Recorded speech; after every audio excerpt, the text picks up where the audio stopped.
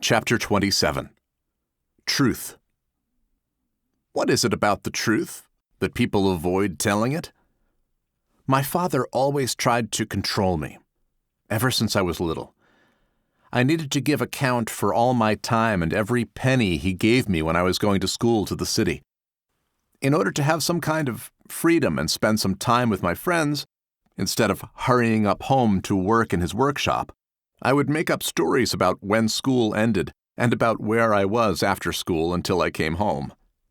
He made me give account about what I was doing with the money, even what I was eating, while often I wouldn't eat at all so that I could spend the food money on other things. I did not do stupid things or anything that brought him shame, but in a way I was forced to lie to him, otherwise my life would have been much harder than it was. I was very good at putting together all those stories, and although there were times when I left with the 6 o'clock bus in the morning and came home at midnight many days in a row, coming very close to being caught in my lies, he had his suspicions, but he never caught me. I am not writing these things because I am proud of what I did, but to give you some background about my life before I gave my life to Jesus at 17, changing from one day to another from telling lies all the time to telling the truth always. It happened then that I told him the truth, but he thought he caught me lying and punished me. Even so, as soon as I stopped lying, an incredible burden fell off me, and I felt like I was free. I was very good at hiding things and in selling my stories, but there was always the stress about saying the right things, always thinking ahead about why my father was asking me certain things and how not to say contradictory things, not to put myself in a corner and get caught. The release that I experienced by telling the truth was incredible. It is funny for me, or probably interesting would be the right word, when someone being interviewed on air, for example, is asked a personal question, and before giving their answer, they ask back, "The truth?" Sometimes hearing that, I think, no, please, lie to me. People have trouble telling the truth, or are afraid of getting in trouble by saying it. Some say that everybody lies, and they are probably right. But why not tell the truth plain and straight all the time? Some people don't want to hurt someone's feelings. Some want to avoid being judged by others for their weaknesses or lack of success, and there are lots of other reasons as well. Christians lie and make up things all the time. But this is not how our life in Christ is supposed to be. I heard sermons about what the difference between lying and holding back the truth is, or telling a half-truth, and religious people always seek and speculate where the limit is and how far they are allowed to go. Life in Christ is supposed to be without stress. But if I look for the limits on how far I can go without committing sin, it is certainly because I have some hidden agenda. I don't do that anymore because I left my agendas behind a long time ago when I learned to live according to the Spirit and what it means to be in Christ.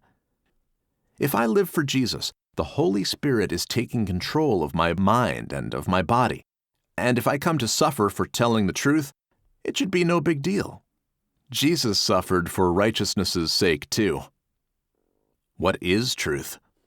Well, the first 3 gospel writers don't mention Jesus talking about the truth, not even one time. John quotes Jesus saying the word truth 35 times. He wrote about Jesus that he came in the world as flesh, living among them, and they saw his glory, full of grace and truth. John continues about Jesus' coming, saying that through Moses, God gave the law, but through Jesus came grace and truth. We all have received of his fullness, and we have received grace for grace, or grace upon grace. To the Samaritan woman at the fountain, Jesus said that the time would come when the true worshipers will worship the Father in spirit and truth. Because God is spirit, those who worship him must worship in spirit and truth. Jesus said that the one who abides in his word is his disciple. His disciples shall know the truth, and the truth shall make them free.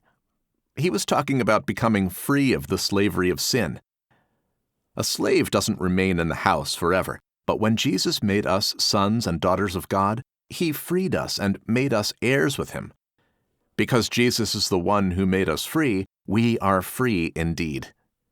When Jesus told his disciples that he needs to go, Thomas said to him that they do not know where he is going, and because of that, how could they know the way? Jesus' answer was that he is the way, the truth, and the life. Because of those facts, no one comes to God except through Jesus. Truth is one of the characteristics of God's being, and through the truth, everything is brought to light, disclosed and made known. Who knows the truth has a clear mind, has no doubts, and does not live in confusion.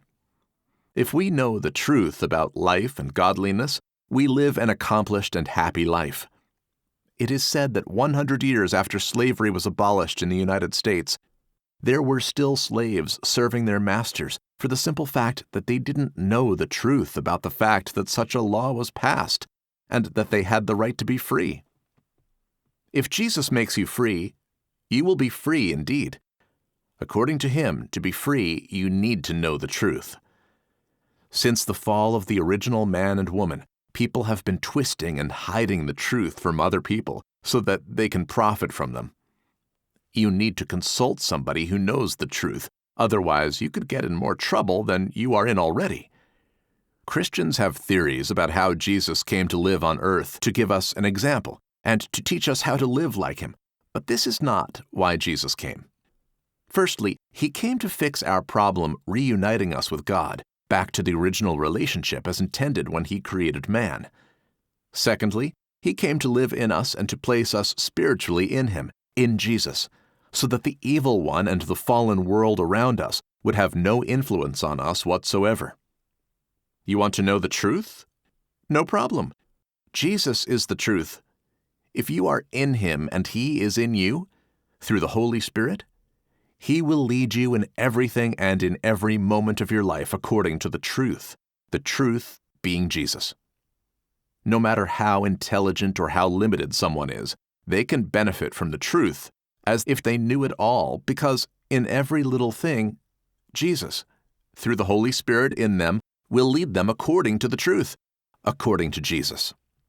What an amazing fact that is, to have the perfection of the truth not only at hand all the time, but to have him as the captain of your ship. This is an amazing fact because Jesus is amazing, and we are amazed about God's love and grace for us all the time. Jesus talked about the Spirit of truth on at least 3 occasions. Let us choose the leading of the Spirit of truth all the time by setting our minds on the spiritual things. If we choose him through thinking about his promises all the time, he is faithful, and he promised to lead us and guide us every step, and our hearts will enter God's rest. Living in the genuine relationship with him, he will give us a peaceful and accomplished life, full of the fruit of the Spirit in us. He will make us partakers of his divine nature and fellow workers with him, leading us to walk in the works he prepared for us beforehand.